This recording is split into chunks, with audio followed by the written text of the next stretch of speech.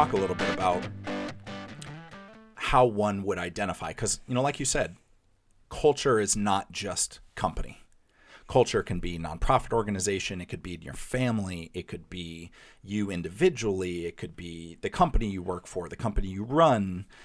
How do you advise people to identify what is good and what is bad culture, assuming they're not at the top, right? Somebody who's within an organization. How does somebody identify what are the categories of good or bad culture, good facets of it? Yeah. So the first thing I always want people to look at is like, before you even get into like good or bad, is like, do you have a plan? Right? And so business leaders, like, hey, James, do you care about your business making money? Of course. And do you have a business plan? Yes. Okay. Do you care about culture? Of course. Every business owner says yes. Yeah, right. And then I say, do you have a culture plan? Like a literal written culture plan. Yep. And they're like, what are you talking about? Yeah, right. So, by the way, I've created a culture plan, right? Which is like sort of military planning, operations meets I love that. all of this culture stuff. Yeah. Because, as I like to say, one of my favorite philosophers, the Cheshire Cat, who says, if you don't know where you're going, then it doesn't matter what route you take. That's right. I love that. And so I have this process where, the way, like, it's great to say we care about culture, and it's great to say that, like, we're going to do these values and we're going to implement them. Yeah. But how do you actually turn that? That is strategic level. That is high level. And you need that. You need to start there. Yeah. But how do you actually turn that to the point where you are making those decisions based on your values? And so I'll give you a concrete example with my family. So one of our values is, of course, family. But it's, I went through these vision exercises where it's like, when you're 80, close your eyes and go through all your senses, right? What are you seeing? What are you hearing? What are you smelling? And one of my things is like, okay, I want to still be best friends with my daughter. I want to talk to her every day on the phone in Portuguese, which is great. Now, in those 50 years, how am I going to make that happen? Yeah. And what does that mean today? What that means today, as she's almost 4, is I am not away from home more than 2 nights a week. Like I'm home for bedtime 2 nights a week. Yep. Or 5 nights a week. Yeah. Right? So that I'm actively building that relationship with her. Makes sense. The Portuguese. For it to still be that we still speak Portuguese to each other when she's an adult too. Yeah. Like, what do I need to do to make that happen? Yeah. Right? Like, I need to be very, very active and guard against my relationship with her in Portuguese. So I can't just like switch to English at a kid's birthday party because it makes other people more comfortable. Or that, And be very aware that, like, the culture, because we live in an English-speaking country, like, the culture is going to try to crush that language out, not by anyone doing anything bad, just because, like, it's easier. Yep. And so that's kind of the process that I do with business leaders, right? It's like, okay, so here's your overall mission, right? Your purpose, your values. And then how do you actually put that into play to where you are making tactical decisions based on values, right? You're hiring, firing, and promoting based on values. Yeah. You are setting up metrics to measure how you're doing culture, right? Because I also really truly believe that, like, importance is not what the leader says it is. It's the reporting you require. Yeah. And the way that organizational behavior works is we prioritize the things we have to report on, right? And companies are notorious for following vanity metrics when it comes to key performance indicators. I see it a lot. And right. Shoot, in the beginning of my entrepreneurship career, I did the same thing. Like, hey, I care about how many likes we got on that post. Yeah. And I mean, someone who's, I, as an intelligence officer, I'm essentially a trained, data scientist. Yeah, that's right. And you can make data look like support whatever you want it to support. So true. Right? It's all about how I teach veterans this with their resume. Yeah. I'm like, if the numbers make you look good, then say, you managed 50 people. Mm-hmm. If the numbers don't make you look good, then just say you managed people. A large group. People, people. like you managed a group of people, and like maybe that's just 6. Right. But, like you can make numbers. Right. Look however you want to do. Yeah. And that's that's an even important thing to understand about business, right? It's yeah. like you can make things seem how you want them to seem. Yeah. And as we all know in the small business world, there's a lot of people who spend a lot of time making their business seem more successful than it really is. 100%. And, like that definitely happens with culture. Yeah. And so that's my kind of like, okay, my first step. Yep. And then to actually answer the question about sort of good and bad. So there's two parts to this. One is I always say you can't spell culture without cult. Okay. And basically everything that you're doing to build a good culture has a flip side, right? And like nobody creates a cult on purpose. Right. Nobody creates a non-functional organization on purpose. Yeah. But you also don't just like create a good culture just by being a good person. That's right. Right? Yeah. So that's where the plan comes in. But then it's like, so group identity is great. Right? For example, like everyone wants this kind of strong group identity, this strong team. Yeah. But groupthink is the flip side of group identity. Right. Right? And so what are your checkpoints?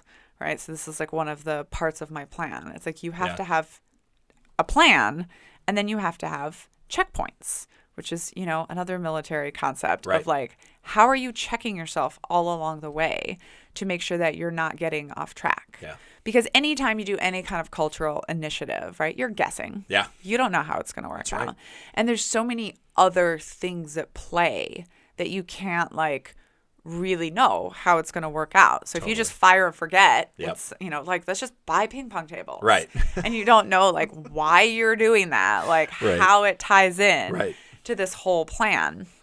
And then the other thing is I think I really like people to get away from this concept of like good and bad. Sure. Like it just needs to be honest and real for your culture. Yeah. And I compare this to dating all the time as like, well, you don't need everyone. Yeah. You just need the right one. That's right. Like your culture needs to fit the people that you want to work for you. It doesn't need to fit everyone. Yeah. Amazon clearly doesn't need to offer their employees work-life balance. Right. Because they don't, and they get plenty of employees. And work-life balance is one of my favorite ones because everyone says they care about it. Yeah, right. And I'm like, okay. So let me ask you, a metrics question. Right. How often are you giving people stuff on Friday that's due on Monday? Yep. Because if you're doing that, you don't care about work-life balance. Yeah. Which is okay. If that's what, your people want. There are plenty of people that want to work hard, play hard, and don't necessarily need, millennials are kind of redefining this whole work-life balance, right? Totally. It's like, if I love what I'm doing, then I don't really need work-life balance. Yeah, that's right. But you need to know, like, why. And so I think, like, people get very wrapped around, like, love's a great value, right? Well, let me tell you about how love was twisted into a terrible thing when I grew up, right? Or like money is evil, right? Bill Gates does a lot of good with money, and so I always just say like, hey, values are gray. Culture is gray. Yeah. It's like nothing's black and white. It's a really good way to put it. And the more we think of things in black and white, the harder it is to understand. Yeah. So that's why I say things like you can't spell culture without cult. And people get angry and they want to like argue with that, but they're like, oh no, you're literally right. Right. And those words come from the same root word, of course, for a reason. So for somebody who's, I've experienced a lot of negative culture and good culture on both sides of the table and in so many different areas, whether I'm working on a nonprofit project or I'm working for somebody else as a W-2 employee or I'm trying to build my own culture. What do you think? Let's assume there's a plan. What do you think could be done if I'm not in charge and I'm identifying bad culture? Now, obviously, I can leave, right? I don't have to be there in most cases. Obviously, the military is a little bit different. There are some, regulations. So, this is, a kind of a broad question, but what would you advise somebody to do if they just don't see the kind of culture that they want? Is there anything that could be done to whisper in somebody's ear or recommend or drive from the front?